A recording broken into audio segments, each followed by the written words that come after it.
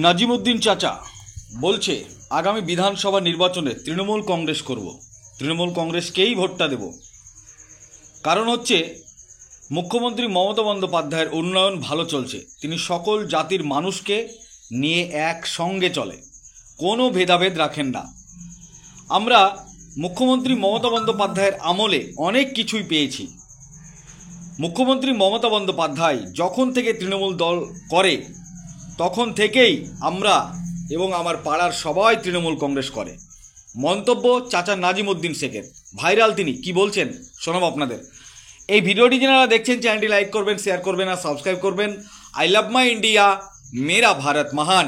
এই ঘটনা ভগবানগোলা থানার সুবর্ণ মৃগী এলাকায়। আচ্ছা, প্রথমে বামফ্রন্টের আমল ছিল, তখন ভালো ছিলেন না এখন মমতা বন্দ্যোপাধ্যায়ের আমলে ভালো আছেন?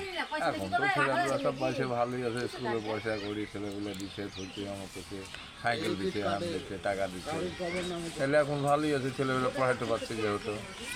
আর তখন আমরা পড়াইতে পারিনি, এখনকার পুটের আগে পড়াইতে পারছি। কি কি পেয়েছেন আপনি?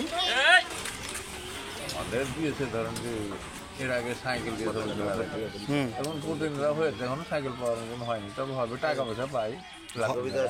বাংলা আবাস সাইকেল পেয়েছে। আচ্ছা, বাংলা আবাস যোজনায় বাড়ি পেয়েছেন? না, বাড়িটা এখনো হয়নি। বাড়িতে লক্ষ্মী ভাণ্ডার পাই? নাম এসেছে। ও, নাম এসছে? হ্যাঁ, লক্ষ্মী ভাণ্ডার পাই।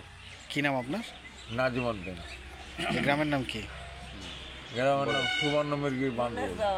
আচ্ছা, মমতা বন্দ্যোপাধ্যায় এত কিছু দিচ্ছে, মমতা বন্দ্যোপাধ্যায়কে কি বলবেন? কি বলি, ভালো বলি তো দিই আমরা ভোট, সবাই মিলে যোগ জমাতে। সামনে 26-এ বিধানসভা নির্বাচন আসছে, কি করবেন আপনারা? আবার তো করবো মনে করছি। কি করবেন, কোন দল করবেন? এই দলই করবো, তৃণমূল করবেন তো? তৃণমূলই করবো। ভোট কাকে দেবেন? ভোট তো আমরা ওই তৃণমূল কি দিই, আর কি দিব, এটা তো আশা করি আছি। আমাদের তো নিজেরই মেম্বার করা আছে, তার জন্য আমরা মেম্বার ভালো করি এখানে আমি।